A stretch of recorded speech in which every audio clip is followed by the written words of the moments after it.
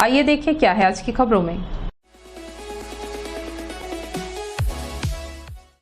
युवा कांग्रेस जिला कोरबा द्वारा युवा कांग्रेस जिला उपाध्यक्ष मधुसूदन दास के नेतृत्व में NSUI जिलाध्यक्ष दीपक वर्मा के उपस्थिति में कोरबा गेवरा स्टेशन में यात्री ट्रेनों के परिचालन प्रारंभ करने, टिकट घर शुरू करने, ट्रेनों की लेट लतीफी बंद करने की मांग को लेकर युवा कांग्रेस ने कोरबा रेलवे स्टेशन में जमकर नारेबाजी करते हुए रेलवे प्रबंधन से 2 घंटे तक भीख में ट्रेन मांगा।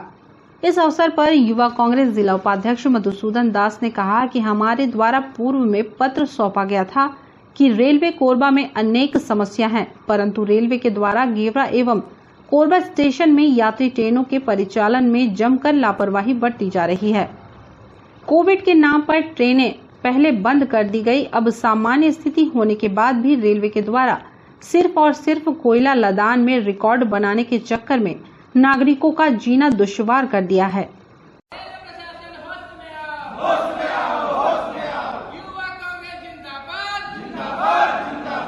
यात्री ट्रेनों का परिचालन प्रारंभ करो। अभी तो ये अंगड़ाई है, आगे और लड़ाई है। युवा कांग्रेस जिला कोरबा के द्वारा यहाँ पर प्रमुखता से जो कि पूर्व में कोविड के कारण यात्री ट्रेनों का परिचालन बंद किया गया था, उन सभी ट्रेनों को गेवरा और कोरबा स्टेशन से जो भी ट्रेनें बंद की गई है उनको चालू करने की मांग को लेकर के एवं टिकट घर जो जनरल टिकट जहाँ से बंद था उसको चालू करने की मांग को लेकर पूर्व में भी पत्र दिया गया था उसमें। और तीसरा, ट्रेनों की जो लेट लतीफी के द्वारा की जा रही है उन सभी चीजों के समाधान के लिए यहाँ पर पत्र सौंपा गया है, एक भीख मांगकर सांकेतिक रूप में प्रदर्शन करके। नमस्ते कोरबा न्यूज के लिए रामकुमार के साथ अजय अग्रवाल की रिपोर्ट।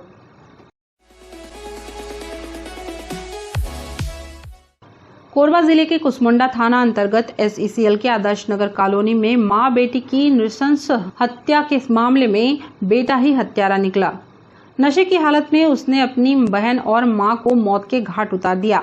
चाकुओं से गोद देने के बाद चाकू को छत पर छुपा दिया था, लेकिन एक बार फिर पुलिस के डॉग बागा ने आरोपी को ढूंढ निकाला। डॉग स्क्वाड की मदद से पुलिस ने इस गुत्थी को सुलझा लिया है। आरोपी अमन दास 19 वर्ष को गिरफ्तार कर मौके से मिले सामानों की जब्ती कर ली गई है। दर्री CSP लितेश सिंह ने बताया कि आरोपी ने अपना गुनाह कबूल कर लिया है और नशे की हालत में वारदात को अंजाम देना बताया। उसे नशा की हालत में घर पहुंचने पर फटकार लगाई गई थी। कुशमुंडा आदर्श नगर में आज सुबह 12-1 बजे के बीच में पुलिस को सूचना मिली। यहाँ पर SECL का एक एम्प्लॉय है, उसका नाम खान के दास के यहाँ 2 लोगों की सस्पिशियस अवस्था में मिले हैं। तो यहाँ पर आके हमने यहाँ पर छानबीन की, पता किया तो 2 लोग यहाँ पर उसकी वाइफ और उसकी बेटी मृत हालत में पाए गए हैं। इसमें उसका एक लड़का है, उसके ऊपर हमको शुरू से डाउट था, उसकी गतिविधियाँ थोड़ी संदिग्ध लग रही थी और हम 99.99% श्योर हैं कि उस लड़के ने ही अपनी माँ और अपनी बहन की हत्या की है। अब इस मामले में हम आगे क्यों किया, किस लेके, इसके बारे में हम जांच कर रहे हैं। हम आपको बता दें, DMQ टाइप मकान क्रमांक 16 में SECL कर्मी की पत्नी एवं बेटी की बाथरूम में खून से लथपथ लाश मिली थी। SECL कर्मी RK दास रोज की तरह सुबह ड्यूटी पर चले गए थे। इसके बाद सुबह करीब 10 से 11 बजे पड़ोसियों ने घर का दरवाजा खुला देखा। पहले तो उन्होंने ध्यान नहीं दिया, काफी देर बाद भी दरवाजा खुला था और कोई आते जाते भी नहीं दिखाई दे रहा था। तब पड़ोसियों को संदेह हुआ। उन्होंने घर के अंदर जाकर देखा, वहां बाथरूम में मां और बेटी के खून से लथपथ शव पड़े हुए थे। पड़ोसियों ने पुलिस और RK दास को सूचना दी, जिस पर पुलिस ने डॉग स्क्वाड की मदद से इस दोहरे हत्याकांड को कुछ ही घंटों में सुलझा लिया। नमस्ते कोरबा न्यूज के लिए संतोष अग्रवाल के साथ गुरदीप सिंह की रिपोर्ट।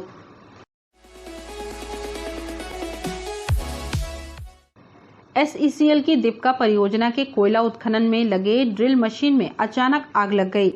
आग लगने की वजह की जांच की जा रही है। जानकारी मिलते ही प्रबंधन ने आग बुझाने का प्रयास किया, लेकिन काफी विलंब होने की वजह से मशीन का काफी हिस्सा जल चुका था। घटना में प्रबंधन को करोड़ों की क्षति का अनुमान है। बता दें कि साउथ ईस्टर्न कोलफील्ड्स लिमिटेड की मेगा प्रोजेक्ट दीपका खदान में गड्ढा खोदने और ब्लास्टिंग करने के लिए उच्च क्षमता की ड्रिल मशीन खरीदी गई है। वर्तमान में विभागीय मशीन मिट्टी निकासी क्षेत्र में लगी हुई है। बताया जा रहा है कि शनिवार की सुबह इस मशीन में एकाएक आग लग गई।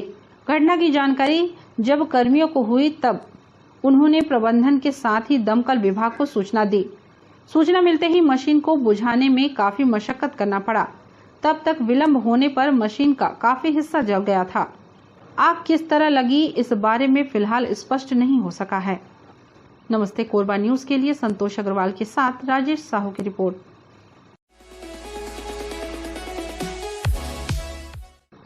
जन चौपाल में प्रधान पाठक के खिलाफ शारीरिक और मानसिक रूप से प्रताड़ित करने के संबंध में मिली शिकायत पर कलेक्टर संजीव झा ने तत्परता दिखाते हुए कार्रवाई की है।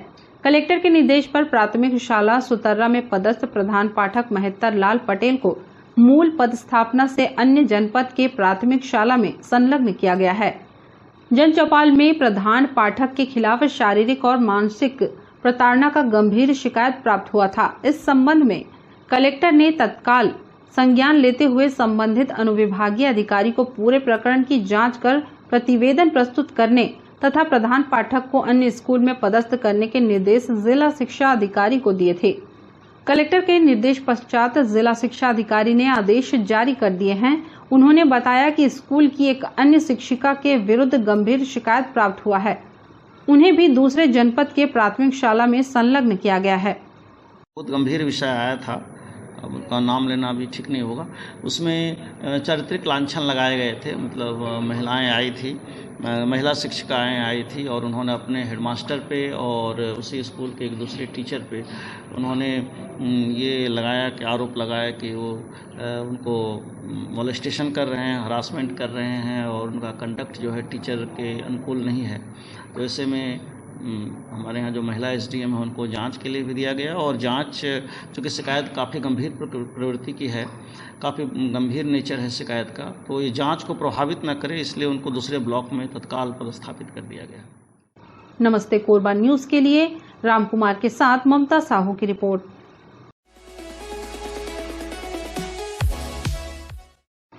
एक ओर जहां पूरा देश बेटी पढ़ाओ बेटी बचाओ के सिद्धांत पर काम कर रहा है, वहीं दूसरी ओर कोरबा जिला के ग्रामीण क्षेत्रों में शिक्षा ग्रहण कर रही बालिकाओं के लिए शहर में छात्रावास में जगह की कमी हो रही है। ग्रामीण क्षेत्र से आई छात्रा ममता कंवर ने बताया कि छात्रावास अधीक्षिका के कहने पर उन्होंने शहर के कन्या विद्यालय में भर्ती की प्रक्रिया पूरी कर ली थी। फिर जब छात्रावास में दाखिले के लिए गई तो वहां उसे दाखिला नहीं दिया गया, जिस पर वह अपने आप को ठगा सा महसूस कर रही हैं। छात्रावास प्रभारी की इस करतूत से जिला कलेक्टर को अवगत कराने के लिए आवेदन देने की बात ममता कंवर ने कही। स्कूल गई थी कोरबा की कन्या सादा साड़ा स्कूल में, तो वहाँ एडमिशन ले लिए और यहाँ छात्रावास में नहीं लिए। पहले छात्रावास में गई थी तो ठीक है ले लेंगे बोले, और वहाँ एडमिशन होकर आ गई तो अब बोल रहे हैं नहीं लेंगे। 50% के ऊपर वाले को लेते हैं, 3% कम है। कलेक्टर सर से आवेदन करने आई हूँ। अपनी बहन ममता कंवर के एडमिशन के लिए छात्रावास अधीक्षिका से मिला था, तो छात्रावास अधीक्षिका मैडम बोली कि ठीक है हो जाएगा बोली। उसके बाद मैंने सारा कन्या स्कूल कोरबा में अपनी बहन के क्लास 12वीं में एडमिशन करवाया।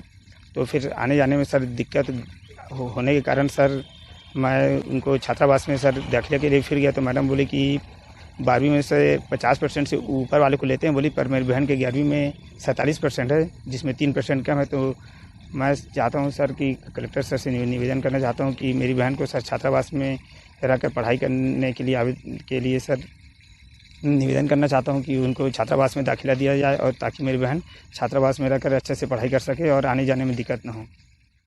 नमस्ते कोरबा न्यूज के लिए राम कुमार यादव की रिपोर्ट।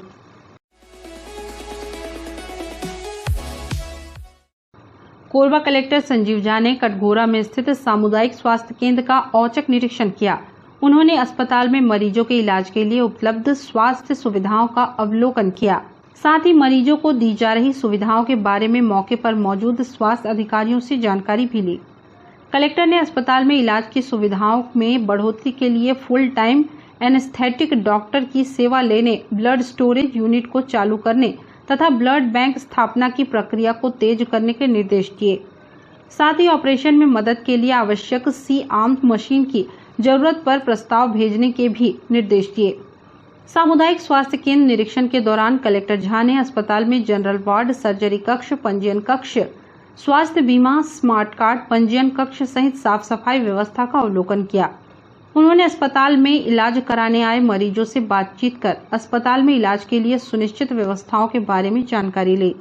कलेक्टर ने दवाइयों के वितरण कक्ष में जाकर मरीजों के इलाज के लिए स्टोर रूम में उपलब्ध दवाइयों एवं आवश्यक उपकरणों के बारे में जानकारी ली। उन्होंने अस्पताल में दवाइयों के पर्याप्त स्टॉक रखने के निर्देश अधिकारियों को दिए।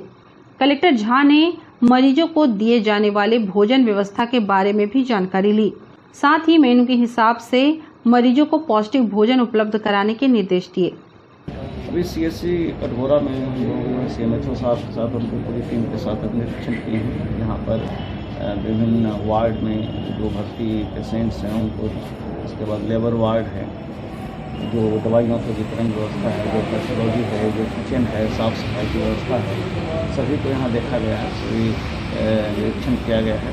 चीज़ें अच्छी हैं, लेकिन कुछ सुधार की संभावना हमेशा रहती है। डॉक्टर्स के द्वारा ये बताया गया है कि उनको सियाम मशीन की ज़रूरत होती है, जो ये वो मशीन जिससे गाइडेड सर्जरी करते हैं, क्योंकि अपने यहाँ 3 सर्जन हैं, पीजी लेवल के डॉक्टर्स यहाँ हैं, तो वो सब चीज़ें हैं जो हम लोग को उपलब्ध कराने पर विचार करेंगे। इसके अलावा और सारी चीज़ें कुछ आई हैं जिनको आगे आने वाले समय में सीएमएचओ के साथ, उनकी टीम के साथ बैठ कर हम लोग काम करके बेहतर व्यवस्था के लिए स्वास्थ्य सुविधा और बेहतर हो सके प्रयास करेंगे। डॉक्टरों की कमी तो हर जगह है यहाँ, लेकिन फिर भी यदि आप सीएससी कटघोरा की बात करें तो यहाँ डॉक्टरों की एक सम्मानजनक संख्या है। यहाँ पर पीजी के भी डॉक्टर हैं, सर्जन भी हमारे पास हैं, गायनी में भी डॉक्टर हैं, लेकिन उसकी कमी हमेशा बनी रहती है। जो नॉर्म्स है, नॉर्म्स के हिसाब से सैचुरेट करने का प्रयास किया जा रहा है। चीज़ें लगातार सुधरती जा रही हैं। आने वाले समय में हम लोग डीएमएफ से और बाकी चीज़ों से, बाकी अन्य मद से भी यहाँ कोशिश करेंगे कि और चिकित्सक हैं। एनेस्थेटिस्ट की बात आई है कि फुल टाइम चाहिए, तो वो हम लोग एक्सप्लोर कर रहे हैं। यदि कोई अवेलेबल होगा तो हम लोग पे करने के लिए तैयार हैं। यदि कोई डॉक्टर आके यहाँ सेवा देना चाहे तो हम लोग डीएमएफ से उनको रिक्रूट कर लेंगे। ये एक मतलब ऐसी व्यवस्था है जिसमें कि बहुत सारे जो एडवांस जो ट्रीटमेंट की आवश्यकता होगी वो हायर सेंटर पर ही संभव है। इसीलिए यहाँ पर जो डॉक्टर्स हैं उसको स्टडी करते हैं और जो उनको लगता है कि हायर सेंटर में रेफ़र करना है तो रेफ़र करते हैं। यहाँ पर कुछ चीज़ें हैं जो कि हम लोगों ने आपस में चर्चा किया है, जैसे कुछ इक्विपमेंट्स हैं जिसकी उन्होंने मांग की कि सोफिस्टिकेटेड सर्जरी वगैरह के लिए उनको इक्विपमेंट्स चाहिए। इसके अलावा यहाँ ये बात आई कि उनको सपोर्टिंग हैंड्स की आवश्यकता है। कुछ और इक्विपमेंट्स की बात, कुछ इन्होंने पीजी लेवल पर जैसा मैंने बताया कि एनेस्थेटिस्ट की मांग कर रहे हैं। ब्लड बैंक होना चाहिए। ब्लड बैंक के लिए सीएमएचओ साहब ने बताया कि ब्लड स्टोरेज यूनिट है लेकिन ब्लड बैंक नहीं है, तो उसके लिए प्रक्रिया चल रही है। मुंबई से हम लोगों को सर्टिफिकेशन मिलता है, तो वो हम लोग कोशिश करेंगे कि कटघोरा सीएससी में ब्लड बैंक खुद का हो, तो उससे यहाँ पर बहुत बड़ा ग्रामीण क्षेत्र है उसको लाभ मिले। नमस्ते कोरबा न्यूज के लिए संतोष अग्रवाल के साथ रामकुमार यादव की रिपोर्ट।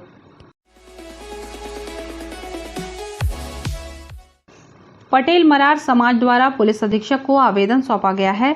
इस आवेदन में बताया गया है कि उर्गा थाना अंतर्गत ग्राम तुमान के शासकीय स्कूल में पदस्थ प्राचार्य पुरुषोत्तम पटेल को गांव के ही कुछ दबंग व्यक्तियों द्वारा आपराधिक संयंत्र में फंसाकर एवं जान से मारने की धमकी देते हुए स्कूल छोड़ने पर विवश कर रहे हैं। प्राचार्य पटेल एवं उनका पूरा परिवार भय के माहौल में रह रहे हैं। इस आवेदन में पुलिस अधीक्षक से मांग की गई है कि प्राचार्य पटेल को मानसिक रूप से प्रताड़ित करने वाले ग्राम तुमान के दबंगों पर उचित कार्रवाई करते हुए प्राचार्य पटेल को उचित न्याय दिलाया जाए।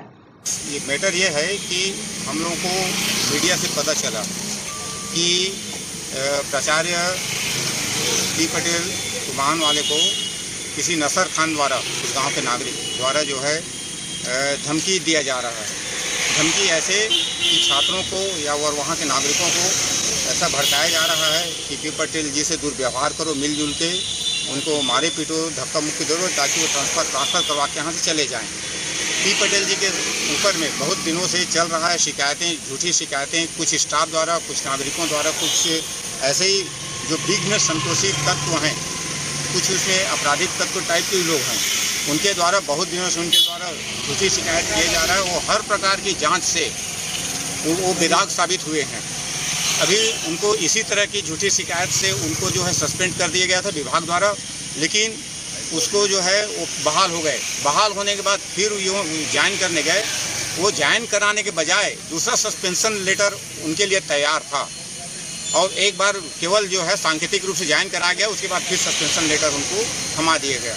इसके बाद फिर पटेल जी अपनी जो है गुहार लगाए, सभी लोगों से अपना जो पक्ष रखे, लेकिन अंततः उनको जो है न्याय जो है उच्च न्यायालय, माननीय उच्च न्यायालय के इससे मिला।